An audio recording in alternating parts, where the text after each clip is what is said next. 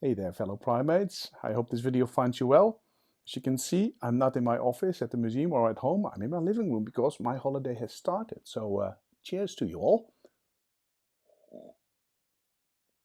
I want to give you a little view of the room that I'm recording this in. This is our living room in London. Especially I want to show you a lovely Christmas tree with all the nice ornaments and the blingy lights. Oh, and this is Miss Christmas Falcon. She is a sculpted peregrine falcon made by my cousin Henk, who's a wildlife sculptor. She's been living with us for a couple of years, and he makes beautiful art. I don't want to talk about anything serious today. No real journal club or tips on what to do or what not to do when you write scientific papers. I just want to rant a little bit about some thoughts I had as I started my holiday. Let's start on Monday this week when I started my holiday proper by going to Fulham, which is north of the river in London, and I joined my friend Greg there, and we went to a lovely pub called the Cock Tavern, as you can see here. And there is no greater joy than doing the naughty thing of day drinking mid-afternoon on a Monday when there's absolutely nobody in the pub. You have the whole place to yourself, which is safe as well. We enjoyed it a lot. So we had a bunch of pints, we went to another place, catching up and talking and laughing. And then at some point when we were walking on the street, we decided to quietly sing a few Christmas songs in which we replaced the normal refrains with the phrase fish kebab. And we thought that was hilarious, although I think some of the bypassers thought we were insane. Now, when I looked at that picture on my phone that Greg took of me, I was shocked by the amount of male pattern baldness I have. And I was aware that I was standing out up there a little bit. My wife, Sarah, clips my hair, but she's pretty diplomatic. She says, Ronald, I have less and less difficulty finding traction purchase in your hair with the clippers. And that's a nice neutral way of saying, it's like, dude, your hair is getting really thin. But when I sent that photograph to my friends Pascal and Tobias, my old mates from the Netherlands, they responded on WhatsApp within 1 minute, and I'm not exaggerating, saying, well, this is not news for us. We have seen this for years. It's like, oh, thanks very much. But they're much taller than I, so they can look down upon me. So maybe it's time to start hanging out with some shorter people. Now, I'm happy that I'm a middle-aged man. My level of vanity over time has sank. I guess, I'm no longer of reproductive age. I don't really care what I look like anymore. I care more about health, which is why I drink beer here. That doesn't make sense. But of course, there are certain afflictions that do make one a little bit self-conscious, perhaps embarrassed, even if you are a middle-aged man. And I actually have such a condition. And it's a horrendous condition if you look at the list of triggers that can cause this. And before I tell you what the disease is, just listen to this. Imagine a disease that can cause you to look less appealing, less attractive, and lose your self-confidence that is triggered by heat, like hot showers, by cold, by dairy food, dairy products, by spicy food, by hot drinks, by caffeinated drinks, by alcoholic drinks, by aerobic exercise, by wind, not from the behind, but airflow across your face, by sunlight. Is there really a disease with all this list of triggers? And yes, sadly there is. And it has a very innocuous name and a lovely name. It's called Rosacea. Rosacea is the kind of name you would give something beautiful that you could pick up and put in your hand and say, look at this beautiful rosacea. But rosacea is a shit disease to have. It's incurable. It's a chronic inflammatory disease that afflicts the central face, the forehead, and on your cheeks especially. And when you have a mild case of it, you just look a bit flushed, a bit red, maybe as I do now, although I just had a hot shower. And that can be quite interesting when you step in an elevator with colleagues at work, as has happened to me quite a few times. And people say, oh, Ron, you got a bit of color. You had a nice day in the sun. It's like, no, I have a chronic skin disease. And then it becomes uncomfortably silent, which is quite funny. But it can get out of hand if you don't step away from these triggers, if you don't stop taking hot showers or eating spicy food or drinking beer or drinking coffee or doing aerobic exercise or having wind on your face. And as this photo shows, you can start to look quite postulivorous, if that's a word. You get all kinds of zits on your face, and that is just not very appealing. And it even made me feel a bit self-conscious and uncomfortable. But there is something you can do. You can treat the symptoms with regular medicine. So you can apply topical creams to help reduce it, or like I'm doing now, take antibiotics, because some bacteria seem to be implicated in irritating your immune system and causing skin inflammation. So it's cleared up nicely. I look pretty okay now. But some people don't like regular medicine for whatever reasons, and they put their faith, and I think that's a very precise way of putting it, they put their faith in alternative medicine, especially homeopathy. And I did a little search online, and it turns out, yes, if you have rosacea, there's a number of homeopathic medicine, I think you can call them, that are recommended for the treatment of rosacea. And as a venom researcher, I was interested to see that there are several venomous animals involved here as well. So, for instance, lachesis is a homeopathic drug that apparently includes the venom of a pit viper, the bushmaster, or Vespra crabro, which is the European hornet, and that is based upon putting an entire hornet in alcohol. And they are the ingredients of homeopathic medicine. Not really ingredients, that would be a lie, because one of the principles of homeopathy is that you dilute the active ingredients of what you think are the things that cure symptoms to a point in which they are analytically completely undetectable. And then you convince yourself that that is actually the point at which they become most active, which is a bit bonkers. And the principles of homeopathy were elaborated by this shriveled-looking old man. This is a photo from the 1840s. This is Samuel Hahnemann, the founder, I wanted to say discoverer, but it's really founder, inventor of homeopathy. And he has written copiously on homeopathy and homeopathic cures for thousands of symptoms. And it's very interesting then to read the justification for why they think that certain things work. Now, if you have a reddish face and sort of, increased blood flow in your face, it makes a certain amount of sense if you apply homeopathic logic, which is, I hasten to say, not scientific logic, because homeopathy is, of course, a pseudoscience. There is no valid scientific theory there that would explain how it works, because it doesn't work other than by the placebo effect. But the central principle of homeopathy is called like cures like.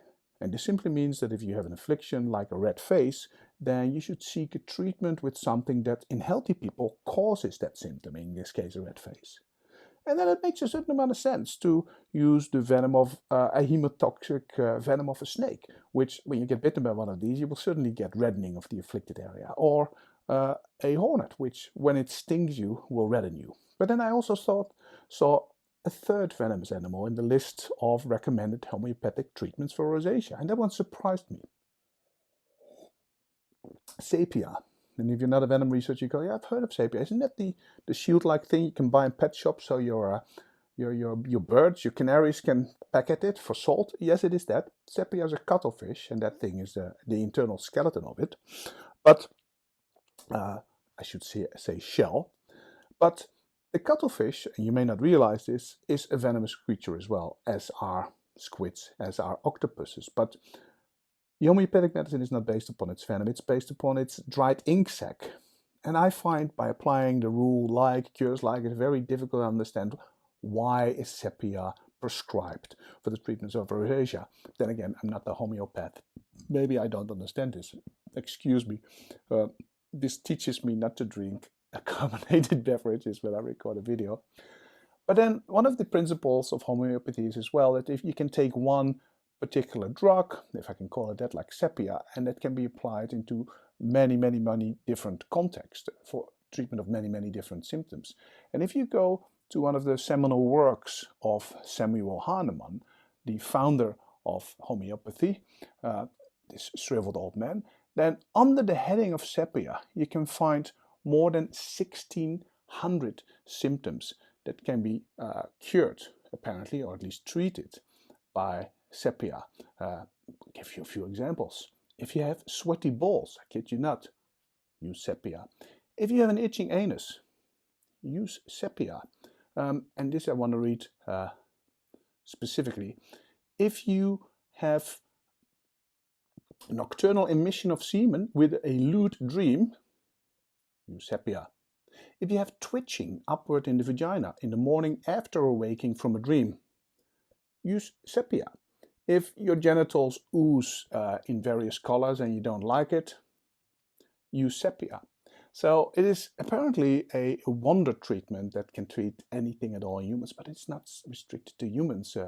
Homeopaths use their medicine as well for animals. So you can use sepia, and it's available online for such prescribed purposes to treat cattle. If the cattle, and it's specifically prescribed for female animals, if the cattle doesn't want to mate, if you want to kickstart the reproductive cycle and get them ready for mating, use sepia. If you are the breeder of Irish wolfhounds, like this enormous dog here, it's actually the tallest dog breed in the world. It's vying for that prize with the Great Danes.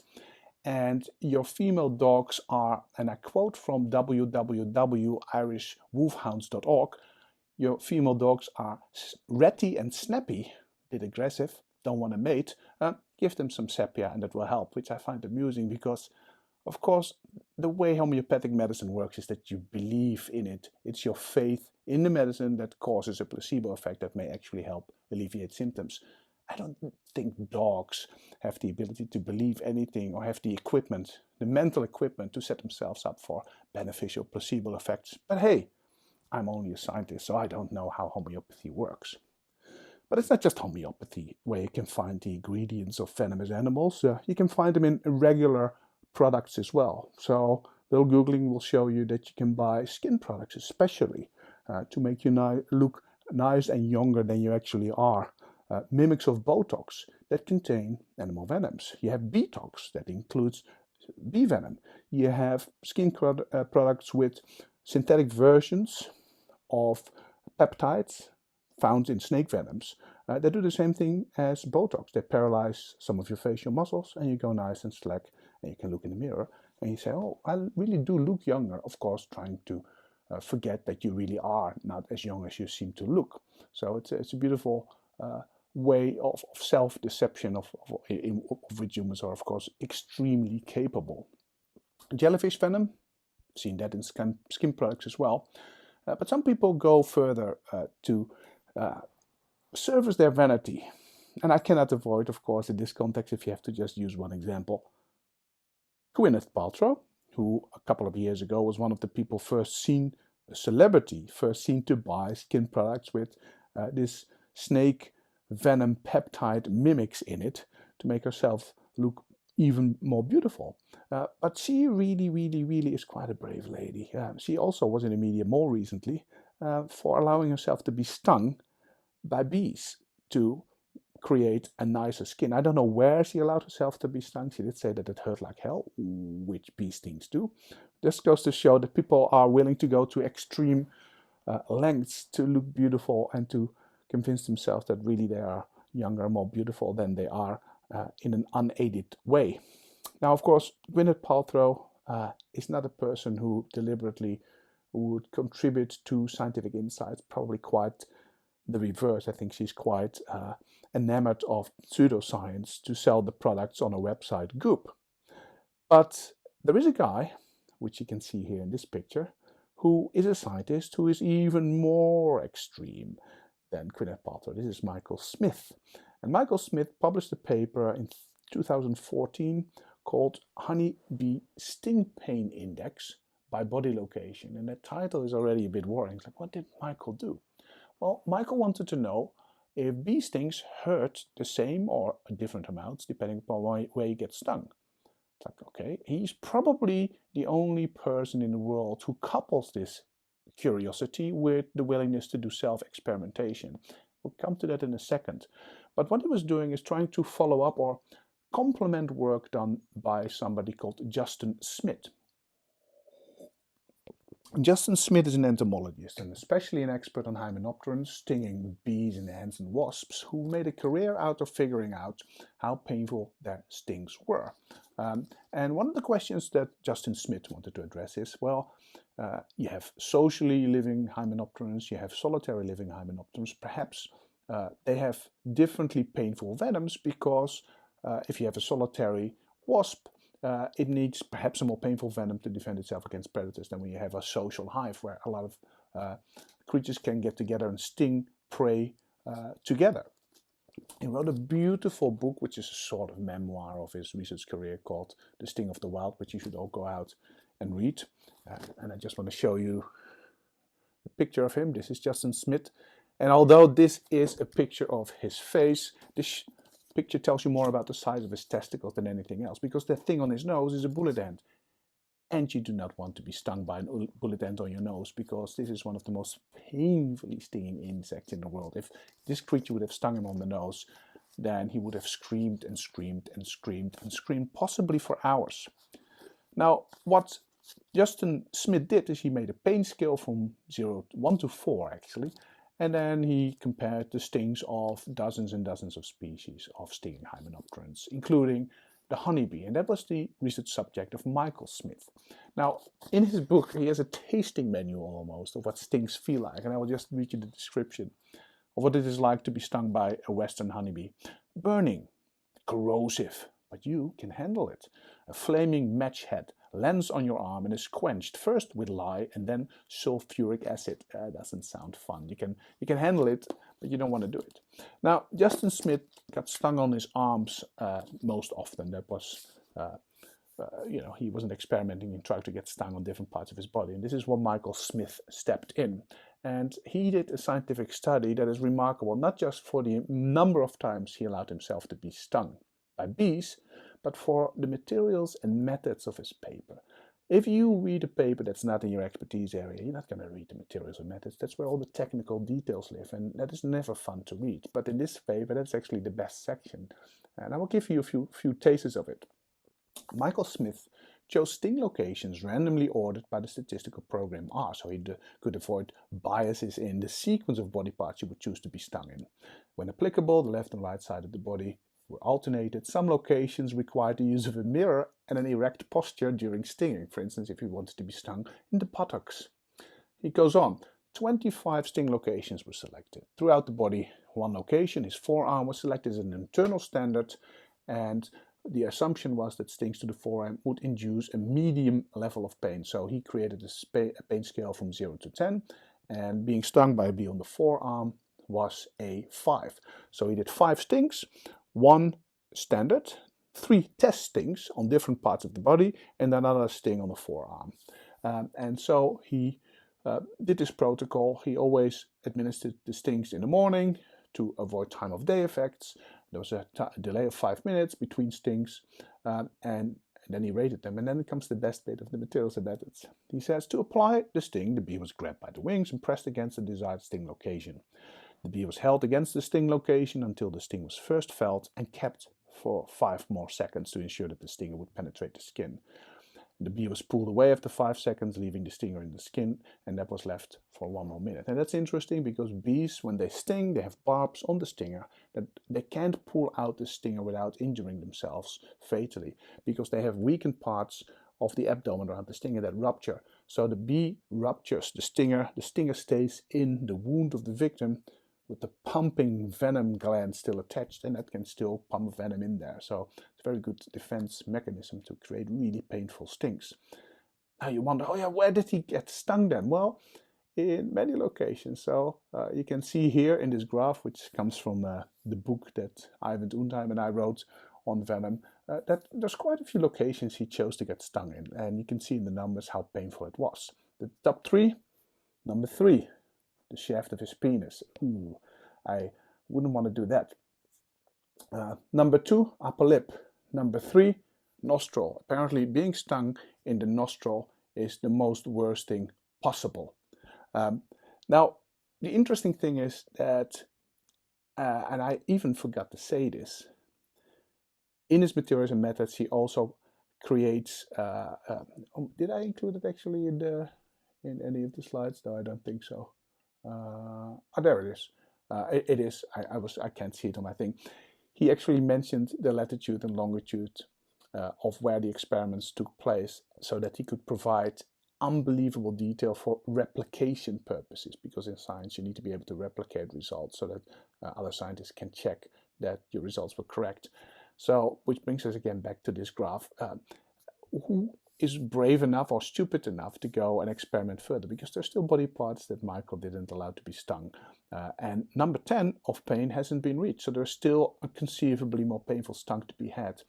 I don't recommend you do this. Bee stings can be potentially dangerous, potentially fatal, when they cause anaphylaxis, so don't do this. But in theory, this is open for further experimentation.